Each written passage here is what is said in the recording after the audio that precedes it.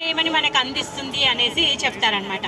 వ్రజధామంలో ఉన్నటువంటి రజ ఏదైతే ఉందో అంత పవిత్రత కలిగినటువంటిది అనమాట. ఆ విధంగా బ్రహ్మాండాలను చూయించి తను మట్టి తిన్న లీల కొంచెం ముందుకి పక్కకు వెళ్తే బ్రహ్మాండ ఘాట్ అని ఉంటుంది. అక్కడ బ్రహ్మాండ బిహార్జీ ఉన్నారు. అక్కడ మట్టి ముద్దలు వాళ్ళు అమ్ముతూ ఉంటారు, ఇంటికి తీసుకెళ్తూ ఉంటారు జనాలు, ఎందుకంటే కృష్ణుడు అక్కడ మట్టి తిన్నారు అని చెప్పేసి.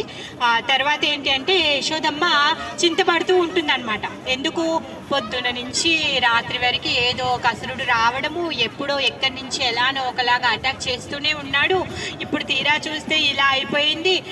ఇప్పుడు నా కన్న కొడుకు నోట్లోనే నేను ఇలా విశ్వమంతా చూశాను అంటే అందరూ ఏమనుకుంటారు?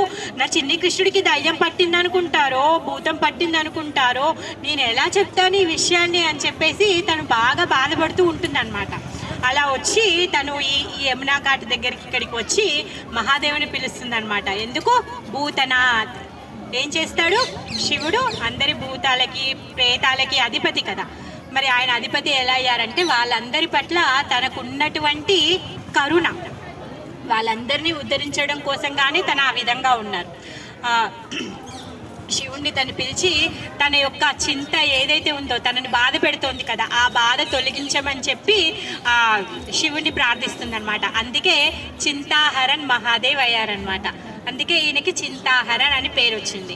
తర్వాత ఆచార్యులు ఏం చెప్తున్నారంటే ఎవరైతే ఈ బృందావన ధామానికి వస్తారో ఇక్కడ చింతాహరన్ మహాదేవి యొక్క దర్శనం చేసుకున్న వాళ్ళ అందరి యొక్క చింతలు కూడా దూరం అవుతాయి అని చేసి చెప్పారనమాట. అందుకే ఈరోజు మనం చింతాహరన్ మహాదేవికి వచ్చాము.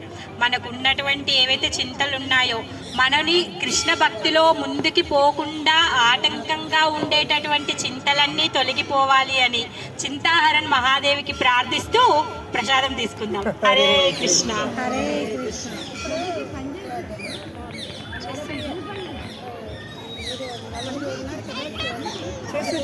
మహాదేవులు క్షేత్రపాల గోకుల్ మహాదేవ్ మహావనానికి చింతాహరన్ మహాదేవ్ తను.